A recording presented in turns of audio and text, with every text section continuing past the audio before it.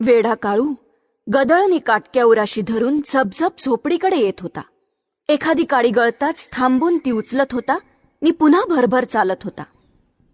एकच जाणीव, आडव्या काड्या, उभ्या काड्या, पेट घेण्यापूर्वीचा धूर नि तडफडत जळणं. त्याची तेवढीच जाणीव थापा टाकत वर राहिली होती. बाकीचं मन मानेपर्यंत भिंतीत चिणलं गेलं होतं. हत्तीला खेळायला एकच घर राहावं तसा तो आयुष्यात केविलवाणा फिरत होता. झोपडी समोर येताच हातातली रास त्यानं खाली टाकली. निरखून पाहत रस्त्यावरची एक जागा निवडून खडे उचलून ती साफ करू लागला होता. 2 मुलं हसत पुढे येऊन काळू काय करतो हे पाहत होती.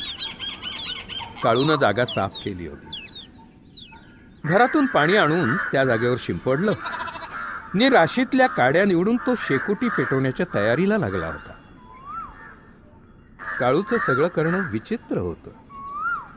तो वर्षानुवर्ष शेकोटी पेटवत होता.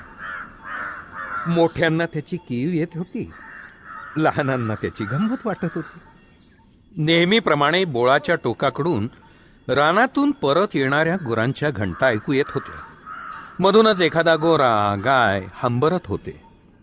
गुरं जसजशी पुढे येत होती तसतशी घंटांची किणकिण वाढत होती. त्या नादात सरस्वतीला गुंगी येत होती. लगेच तिला झोप लागली होती. गावालगतच्या डोंगरातील वाड्यावर ज्यांची ढोरं होती तेही निश्चिंत झोपले होते. डोंगरात काळोख उतरून दाट होऊ लागला. पोत्यात कोळसे भरावे तशी दरी काळ्या अंधारानं भरू लागली.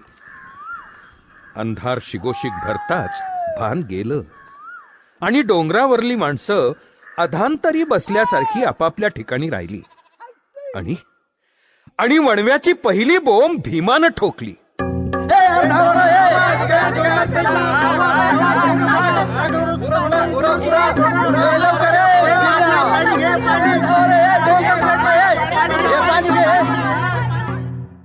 सरस्वती एका झोपेवर नेहमीसारखी जागी झाली. बाहेर नेहमीसारखं शांत नाही हे एकदम तिच्या लक्षात आलं.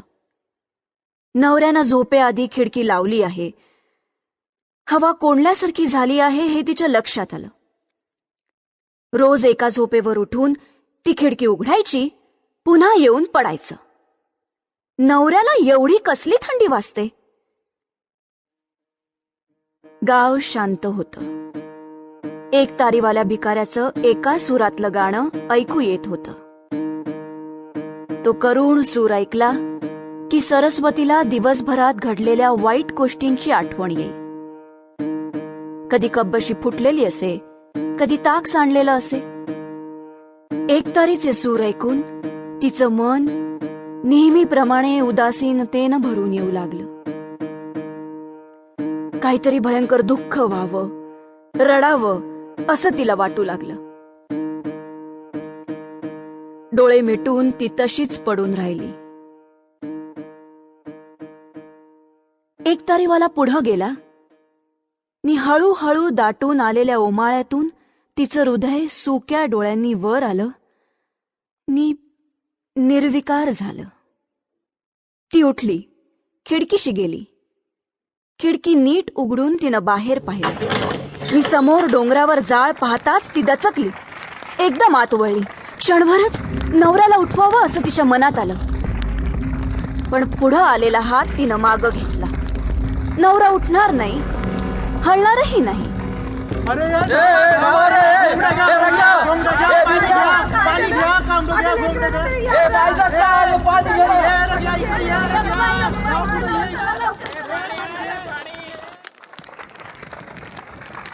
वणव्याशी कातोडी भीमा सर्वांच्या पुढे होता.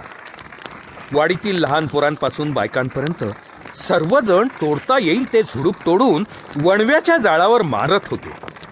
भीमानं दंडावर उडालेली ठिणगी झटकून मागं पाहिलं. पुढं गुरांची वाडी नि त्याखाली कातोडी ठाकूरवाडीतल्या झोपड्या वणव्याच्या पिवळ्या उजेडात भेसूर दिसत होत्या. नागानं मोहिनी टाकावी तशी वणव्यानं सर्वांवर पिवळी मोहिनी टाकली होती. नि खुशीत पावलं टाकत तो येत होता. आपल्या घरादारांवर पिवळा उजेड पाहून भीमाचं मन सरकलं. हाच पिवळा उजेड लाल होऊन नि मग सगळं काळं कुट्ट पडलं. टेकड्याच्या टेकड्या जळून वणव्यानं काळ्या पडलेल्या त्यानं पाहिल्या. तशा काळोख्या राखेतून चालताना त्याचे पाय आणि काठीचे टोक काळे पडले. तो रंग कितीक दिवस गेला नव्हता. सूर्याच्या उन्हानं गवताचा कोळसा तापला की संध्याकाळची पिवळी उन्हही तो खाऊन टाकत होता. अशा काळ्या माळ रानाकडे पाहताना कित्येकदा त्याला भडभडून आलं होतं. हे सारं त्या क्षणात डोळ्यापुढे येऊन भीमाचे हात संतापानं थरथरू लागले. दंडावरचे पिळदार स्नायू ताठ झाले. हातातली भली मोठी फांदी वर उगारून पुढं घुसणाऱ्या वणव्यावर त्यानं कचकन हाणली. एक ज्वाळा भक्कन विजली आणि धूर होऊन वर गेली. बोळातून झपझप पावलं वाजली. वाहनांचा हा धसका हरिभाऊंचा हे सरस्वतीनं ओळखलं.